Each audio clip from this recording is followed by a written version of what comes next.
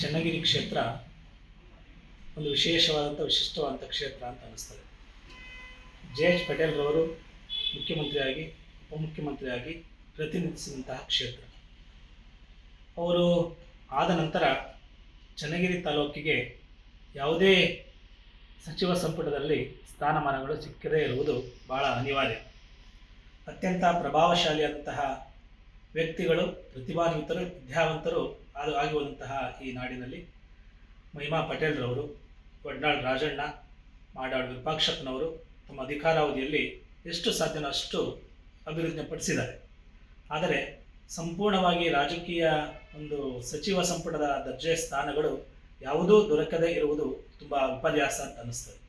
ಆದರೆ ಸದ್ಯದ ಪರಿಸ್ಥಿತಿಯಲ್ಲಿ, ಪ್ರಸ್ತುತ ದಿನಮಾನಗಳಲ್ಲಿ ರಾಜಕೀಯದ ಸಚಿವ ಸಂಪುಟ ಮತ್ತು ಹೊಸದಾಗಿ ವಿಸ್ತರಣೆ ಆಗುವಂಥ ಸಂದರ್ಭದಲ್ಲಿ ನಮ್ಮ ಚನ್ನಗಿರಿ ಕ್ಷೇತ್ರಕ್ಕೆ ಆದ್ಯತೆ ಕೊಡುವುದು ಭಾಳಷ್ಟು ಸೂಕ್ತ ಅಂತ ನಮ್ಮ ಅನಿಸಿಕೆ. ಏಕೆಂದರೆ ಅತ್ಯಂತ ಇಲ್ಲಿನ ಜನ ರೈತಾಪಿ ಜನಗಳಿದ್ದಾರೆ, ಬಡವರು ಕೂಡ ಇದ್ದಾರೆ, ಶ್ರೀಮಂತರು ಕೂಡ ಇದ್ದಾರೆ. ಇದರಲ್ಲಿ ಇನ್ನೂ ಎಷ್ಟೋ ಹಳ್ಳಿಗಳಿಗೆ ಬಸ್ ಕೂಡ ಹೋಗಲ್ಲ.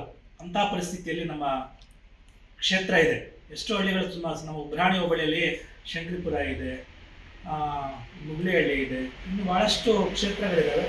ಅವೆಲ್ಲವೂ ಕೂಡ ಬಸ್ಸುಗಳು ವಂಚಿತ ಆಗಿದ್ದಾವೆ. ಆಧುನಿಕತೆಗೆ ಬಂದರೂ ಕೂಡ ನಾವು ಇನ್ನೂ ಮಕ್ಕಳನ್ನು ಅವ್ರು ಕರ್ಕೊಂಬರೋದು ಕಳಿಸೋದಕ್ಕೆ ವಾಹನ ಸೌಲಭ್ಯಗಳ ಕೊರತೆ ಇದೆ. ಅಂಥ ಸೌಲಭ್ಯಗಳ ಕೊರತೆಯನ್ನು ನೀಗಿಸ್ಬೇಕಂದ್ರೆ ಒಳ್ಳೆಯ ಸ್ಥಾನಮಾನಗಳು ದೊರೆತಾಗ ಕೆಲಸ ಮಾಡೋರಿಗೂ ಮತ್ತು ಮಾಡಿಸ್ಕೊಳ್ಳೋರಿಗೂ ಒಂದು ಒಳ್ಳೆಯ ಅವಕಾಶ ಸಿಗುತ್ತೆ ಅಂತ ಅನಿಸ್ತದೆ.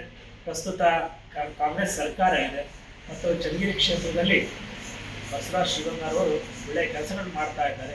ಅವ್ರಿಗೂ ಉತ್ಸಾಹ, ಯುವ ತರುಣ ಮಾಡಬೇಕೆನ್ನುವಂತಹ ಆಸೆ ಆಕಾಂಕ್ಷೆಗಳಿರ್ತಕ್ಕಂಥವರಿಗೆ, ಯುವ ಪ್ರತಿಭೆಗಳಿಗೆ ಅವಕಾಶ ಕೊಟ್ಟರೆ ಇನ್ನೂ ಕೆಲಸಗಳನ್ನು ಸಮಾಜ ಅವರಿಂದ ಸ್ವೀಕಾರ ಮಾಡಬಹುದು ಅನ್ನೋದು ನಮ್ಮ ಅಭಿಪ್ರಾಯ. ಯಾವುದೇ ಸರ್ಕಾರಗಳಲ್ಲಿ BJP ಇರಲಿ, ಕಾಂಗ್ರೆಸ್ ಇರಲಿ, ಜನತಾದಳ ಇತ್ತು, ಆವಾಗಲೂ ಕೂಡ ನಮ್ಮ ಕ್ಷೇತ್ರಕ್ಕೆ ಜೆ.ಎಚ್. ಪಟೇಲ್ರ ನಂತರ ಸಚಿವ ಸ್ಥಾನ ದೊರಕದೇ ಇರುವುದು ತುಂಬ ವಿಪರ್ಯಾಸ.